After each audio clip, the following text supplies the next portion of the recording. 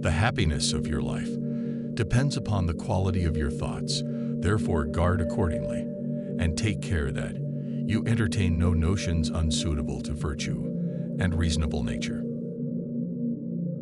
Waste no more time arguing about what a good man should be. Be one. The best revenge is to be unlike him who performed the injury. The soul becomes dyed with the color of its thoughts. Very little is needed to make a happy life. It is all within yourself, in your way of thinking. You have power over your mind, not outside events. Realize this, and you will find strength. Accept the things to which fate binds you, and love the people with whom fate brings you together, but do so with all your heart. When you arise in the morning, think of what a precious privilege it is to be alive, to breathe, to think, to enjoy, to love. Do not act as if you had 10,000 years to live. The inescapable is hanging over your head. While you have life in you, while you still can, make yourself good. The universe is change. Our life is what our thoughts make it. The object of life is not to be on the side of the majority, but to escape finding oneself in the ranks of the insane. How much time he gains who does not look to see what his neighbor says, or does or thinks, but only at what he does himself to make it just and holy. Look well into thyself.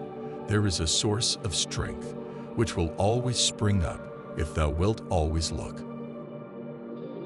The universe is transformation. Life is opinion. The only wealth which you will keep forever is the wealth you have given away. He who lives in harmony with himself lives in harmony with the universe. Everything we hear is an opinion, not a fact.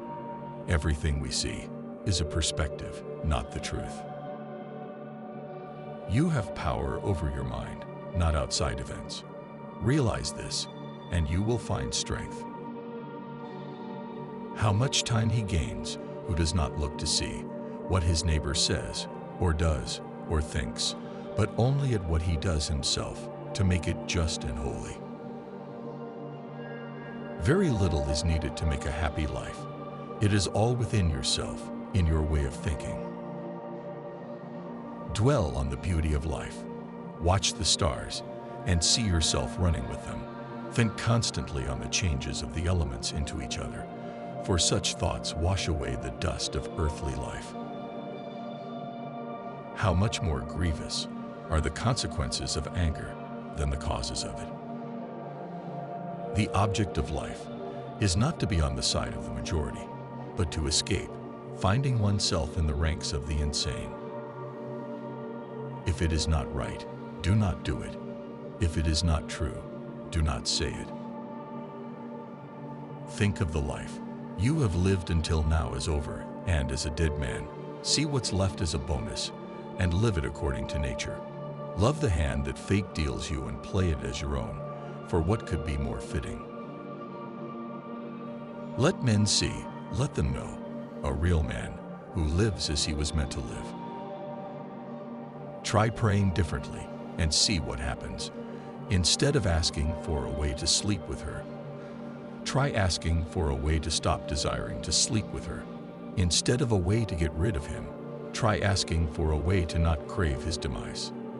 Instead of a way to not lose my child, try asking for a way to lose my fear of it. The memory of everything is very soon overwhelmed in time. Do not indulge in dreams of having what you have not, but reckon up the chief of the blessings you do possess, and then thankfully remember how you would crave for them if they were not yours. I have learned to read with diligence, not to rest satisfied with a light and superficial knowledge, nor quickly to assent to things commonly spoken of. You shouldn't give circumstances the power to rouse anger, for they don't care at all. It is the responsibility of leadership to work intelligently with what is given and not waste time fantasizing about a world of flawless people and perfect choices. The mind freed from passions is an impenetrable fortress. A person has no more secure place of refuge for all time. That cucumber is bitter, so toss it out. There are thorns on the path, then keep away. Enough said. Why ponder the existence of nuisance? A man's worth is no greater than the worth of his ambitions. Let each thing you would do, say, or intend be like that of a dying person. Give thyself leisure to learn some good thing and cease roving and wandering to and fro. Because a thing seems difficult for you, do not think it impossible. You have been formed of 3 parts: body, breath, and mind. Of these, the first 2 are yours insofar as they are only in your care. The third alone is truly yours.